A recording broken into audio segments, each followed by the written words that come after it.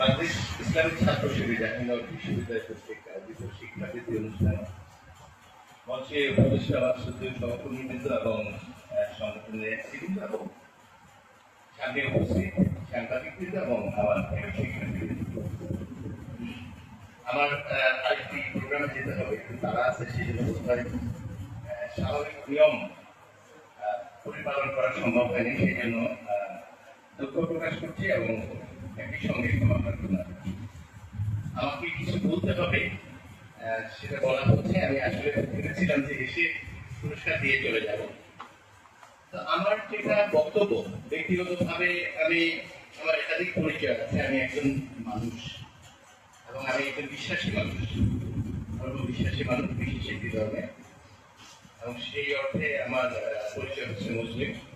আমি এখানকার একজন শিক্ষক, সেটা আরেকটি পরিচয়, এবং এই মুহূর্তে আমি ঘটনাচক্রে দায়িত্ব পালন করছি বিশ্ববিদ্যালয়ে। তাহলে আমার তিনটি পরিচয় আছে, আরো পরিচয় আছে, কারো বাবা, কারো স্বামী, আরো পরিবারের আরো অনেক মানুষ আছে, তাদের সাথে আমার পরিচয় আছে। তার চেয়ে বড় পরিচয় বিশ্বাসী হিসাবে আমার স্রষ্টার সাথে সম্পর্ক আছে। ফলে আমি ব্যক্তিগতভাবে দর্শনের শিক্ষার্থী হওয়ার কারণে আমার একটি ক্রিটিক্যাল মাইন্ড তৈরি হবে, এটাই স্বাভাবিক। সেটা আমাকে যে সাহায্যটি করেছে যে ইসলামকে বোঝার ক্ষেত্রে আমি যেটুকু অতি সামান্য পড়েছি, কিংবা আপনাদের মতো অনেকের বক্তব্য শুনে দর্শনের শিক্ষার্থী হিসাবে নির্যাস গ্রহণ করার জায়গাটা আমি দেখেছি যে ইসলাম প্রচার হয়েছে যার মাধ্যমে, তিনি হচ্ছে পৃথিবীর সেরা রাজনীতিবিদদের একজন,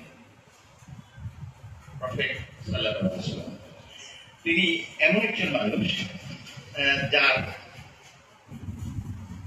সরকার গঠন, বিভিন্ন দেশের সাথে, প্রতিপক্ষের সাথে সম্পর্ক তৈরি করার ক্ষেত্রে তার যে কৌশল, যেমন হুদাইবিয়ার সন্ধি, মদিনা চার্টার, এসব এমন ইঙ্গিত গ্রহণ করে যে একটা সমাজে বসবাস করবার জন্য অন্য যে কোনো মানুষের প্রাণী, উদ্ভিদ, এই সব কিছুর সাথে, এমনকি প্রাণহীন জগতের সঙ্গে মানুষের একটা নিবিড় সম্পর্ক আছে।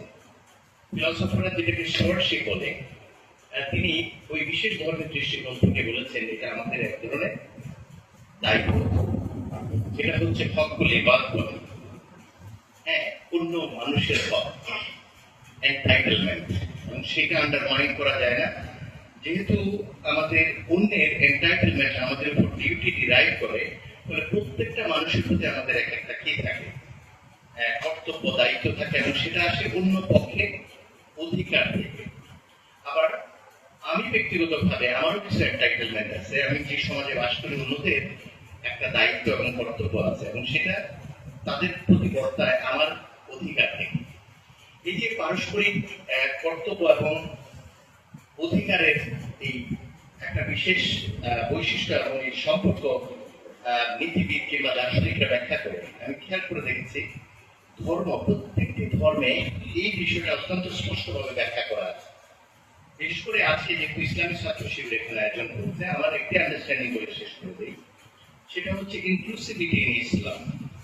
ইসলামে ইনক্লুসিভিটিকে খুব গুরুত্ব দেওয়া হয়েছে, এবং সূরা আল হুজুরাতে সম্ভবত, আমি যদি ভুল না করে থাকি, ওখানে বলা হচ্ছে যে মানুষকে সৃষ্টি করা হয়েছে কিভাবে, ম্যানকাইন্ডকে নেশন এবং স্টেট হিসেবে, ট্রাইব হিসেবে। নেশন এবং ট্রাইব পরিষ্কার উল্লেখ আছে, তার মানে হচ্ছে plurality, diversity is recognized in Islam very clearly. So if you see someone not following your belief, is not excluded from your consideration in Islam. So be very careful. We need to understand what is said in Islam. আমি philosophy ছাত্র যারা, তারা কিন্তু এইভাবে একটু দেখে, এটা কিন্তু সাংঘাতিক গুরুত্বপূর্ণ জিনিস। এক দুইটা জায়গা আন্ডারস্ট্যান্ডিং ভুল হলেই অসুবিধা। বিড়ালের মতো প্রাণী নিয়ে আমাদের প্রফেট সাল্লাল্লাহু আলাইহি ওয়াসাল্লাম কিন্তু এমন বলছে, তোমাদের চারপাশে ঘুরছে, নিশ্চয়ই তারা অনুষ্ঠিকারী প্রাণী নয়। বিড়ালের প্রতি ভালোবাসার লক্ষণ দেখো। একজন পরিবেশ বিজ্ঞানী ছিলেন তিনি, তাই না? যারা প্রাণীর অধিকার নিয়ে কাজ করেন, উনি কিন্তু ওই জিনিসটার ইঙ্গিত দিয়েছেন যে প্রাণীর প্রতি ভালোবাসা কিভাবে প্রকাশ করতে হবে। তাহলে আমি যে বিষয়টা বলি যে আমাদের এখানে একটা বাস্তবতা আছে, আমি অনুরোধ করবো আমরা সকলেই প্রথমত মানুষ, তারপর শিক্ষার্থী, একই সঙ্গে আমরা বিশ্বাসী এবং আমাদের নানা ধরনের কর্তব্য আছে এবং সেগুলা ডিরাইভ হয় নানা ধরনের এন্টাইটেলমেন্ট থেকে, অধিকার থেকে।